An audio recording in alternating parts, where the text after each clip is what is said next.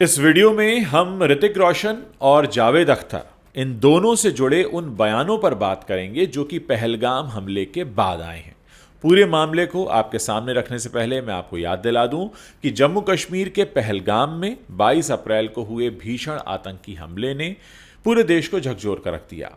आप जानते ही हैं बैसन घाटी में हुए इस हमले में 28 लोगों की जान गई, जिनमें ज़्यादातर पर्यटक थे और इसमें 20 से ज़्यादा लोग घायल भी हुए। हमले की जिम्मेदारी लश्कर ए तैयबा से जुड़े आतंकी संगठन द रेजिस्टेंस फ्रंट ने ली है। इस घटना के बाद देश भर में गुस्से का माहौल है और लोग सड़कों पर उतरकर पाकिस्तान के खिलाफ नारेबाजी कर रहे हैं।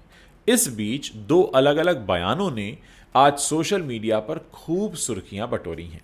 पाकिस्तान के पूर्व क्रिकेटर दानिश कनेरिया का बॉलीवुड एक्टर ऋतिक रोशन पर निशाना और लिरिसिस्ट जावेद अख्तर का पाकिस्तानी कलाकारों पर भारत में प्रतिबंध को लेकर दिया गया कड़ा जवाब। दोनों बयान पहलगाम हमले पर ही आए हैं और अपने देश में जो इस समय भावना चल रही है उसके बारे में ही बताते हैं। चलिए सबसे पहले बात करते हैं दानिश कनेरिया के आरोपों की। पाकिस्तान के पूर्व क्रिकेटर हैं दानिश कनेरिया। इन्होंने बॉलीवुड अभिनेता ऋतिक रोशन पर एक अमेरिकन इवेंट में बीफ पार्टी में शामिल होने का आरोप लगाया है। दानिश ने सोशल मीडिया पर इल्जाम लगाया कि इवेंट के दौरान जो ऋतिक रोशन का हुआ था अमेरिका में, वहां बीफ पार्टी की गई और हिंदू देवी देवताओं का अपमान किया गया। उन्होंने इंडियन प्लेबैक सिंगर शान के बारे में भी चिंता जाहिर की, जो अगले महीने इसी ग्रुप के साथ परफॉर्म करने वाले हैं जो ऋतिक रोशन के साथ था। ऋतिक के शो के बारे में कनेरिया ने एक्स प्लेटफॉर्म पर लिखा कि उन्होंने उन खालिस्तानी चरमपंथियों के साथ प्रस्तुति दी जिन्हें भारतीय सरकार ने बैन किया हुआ है। बीफ पार्टी की गई जिसमें हिंदू देवी देवताओं का अपमान हुआ। अब गायक शान भी इसी ग्रुप के साथ अगले महीने परफॉर्म करने जाने वाले हैं। मैं भारतीय गृह मंत्रालय से गुजारिश करता हूं कि इनके खिलाफ सख्त कार्रवाई की जाए। आपको बता दें कि इसी महीने की शुरुआत में कई सारे यूजर्स ने कहा था कि ऋतिक के इवेंट में बहुत ख़राब मैनेजमेंट था, उनके फैंस को उनसे मिलने भी नहीं दिया गया और बहुत सारे मोटे मोटे पैसे वाले टिकट उन्होंने खरीदे थे। लेकिन ऋतिक के साथ उनको तस्वीर भी नहीं मिली। 1,20,000 1,50,000 का वहाँ पे टिकट लिया था इन लोगों ने और वहाँ पर बीफ भी सर्व हो रहा था, शराब भी सर्व हो रही थी और उस दिन रामनवमी भी थी, इसलिए लोग काफ़ी गुस्से में थे। रंगोत्सव नाम का ये कार्यक्रम था, रामनवमी के मौके पर हुआ था, ह्यूस्टन में आयोजित किया गया इसे। और कनेरिया का ये जो बयान है सोशल मीडिया पर अब वायरल हो रहा है और कई लोग इसे लेकर अब अपने रिएक्शंस दे रहे हैं। हालांकि ऋतिक रोशन या उनकी टीम की तरफ से इन आरोपों पर अभी तक कोई ऑफिशियल जवाब नहीं आया है। कुछ यूजर्स ने कनेरिया के बयान को पहलगाम हमले से जोड़कर इसे भावनात्मक मुद्दा बनाने की कोशिश बताया कि भाई ये तो इमोशनल कर रहे हैं। कुछ ने कहा कि ये पर्सनल अटैक है ऋतिक रोशन की ऊपर। दूसरी तरफ जावेद अख्तर जो हैं ये पाकिस्तानी कलाकारों पर बैन को लेकर एक जवाब देते हैं जो इस समय काफ़ी वायरल हो रहा है। जावेद अख्तर ने पहलगाम हमले के बाद पाकिस्तानी कलाकारों को भारत में बैन करने की मांग पर अपना रिएक्शन दिया। अपने बयान में जावेद अख्तर ने कहा कि पहलगाम में जो हुआ वो एक जघन्य अपराध है और इसके लिए जिम्मेदार लोगों को सजा मिलनी चाहिए, लेकिन कला और संस्कृति को राजनीति और आतंकवाद से जोड़ना ठीक नहीं है। कलाकार चाहे वो किसी भी देश के हों, सिर्फ अपनी कला के माध्यम से लोगों को जोड़ते हैं। अख्तर ने साथ ही ये भी कहा कि भारत जैसे लोकतांत्रिक देश में भावनाओं का सम्मान करना जरूरी है, लेकिन सभी पाकिस्तानी कलाकारों को एक ही नज़रिए से देखना भी उचित नहीं है। उनका यह बयान तब आया है जब पहलगाम हमले के बाद सूचना और प्रसारण मंत्रालय ने पाकिस्तानी अभिनेता फवाद खान की फिल्म अबीर गुलाल की रिलीज पर रोक लगा दी है। इस सवाल के जवाब में जावेद अख्तर ने कहा कि पहला सवाल यह होना चाहिए कि क्या हमें पाकिस्तानी कलाकारों को यहां आने देना चाहिए। इसके दो जवाब हैं और दोनों ही समान रूप से लॉजिकल है। यह हमेशा एक तरफा रहा है। नुसरत फतेह अली खां, गुलाम अली, नूरजहां ये सब भारत आए, हमने उनका बहुत अच्छा स्वागत किया। फैज़ अहमद फैज़ जो कि महान कवि हैं वो पाकिस्तान में रहते थे। जब अटल बिहारी वाजपेयी सरकार के दौरान वो भारत आए तो उन्हें एक राष्ट्राध्यक्ष, एक स्टेट हेड जैसा उन्हें रिस्पांस दिया गया, वैसा सम्मान दिया गया हमारी तरफ से। जावेद अख्तर आगे कहते हैं कि लेकिन मुझे नहीं लगता कि पाकिस्तान ने कभी पलटकर हमें इसका जवाब दिया हो। मुझे पाकिस्तान के लोगों से कोई शिकायत नहीं है। पाकिस्तान के बड़े बड़े कवियों ने लता मंगेशकर के लिए गाने लिखे, गीत लिखे। 60 और 70 के दशक में लता मंगेशकर भारत और पाकिस्तान दोनों ही देशों में सबसे लोकप्रिय गायिका थी, लेकिन पाकिस्तान में लता मंगेशकर का आज तक एक भी कार्यक्रम क्यों नहीं हुआ?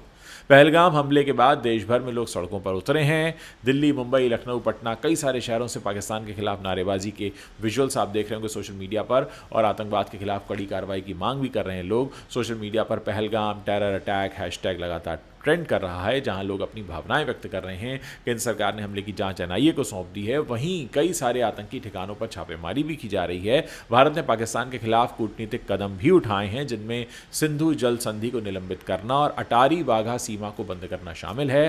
पहलगाम हमले ने बॉलीवुड को भी काफ़ी प्रभावित किया है। कई सारे बॉलीवुड सेलिब्रिटीज़ ने हमले की निंदा की है और पीड़ितों के लिए संवेदनाएं भी व्यक्त की हैं। वहीं कनेरिया का इस वक्त ये बयान देना कि ऋतिक रोशन के शो में बीफ परोसा गया, और जावेद अख्तर के बयान जो आ रहा है ये, जिसमें उन्होंने कहा है कि भाई कभी लता मंगेशकर को तो वहाँ पे शो नहीं हुआ, जबकि हम लोग तो उनको बुलाते रहे, वो आते रहे, ये सब एक तरफा चलता रहा, हमारे लोगों को आपने कभी बुलाया नहीं। बहुत सारे लोग लिख रहे हैं कि भाई बीफ बैन और ये जो तमाम बातें इस समय हो रही हैं, इसकी जगह हमें आतंकवाद पर ध्यान देने की ज़रूरत है। ये जो ऋतिक रोशन वाली जो पूरी बात कही गई है, इसको अभी कहने की ज़रूरत नहीं थी, लेकिन बहुत सारे लोग कह रहे हैं कि अब पाकिस्तान की तरफ से भी इस तरह के बयान आ रहे हैं जो कि काफ़ी भड़काऊ हो सकते हैं।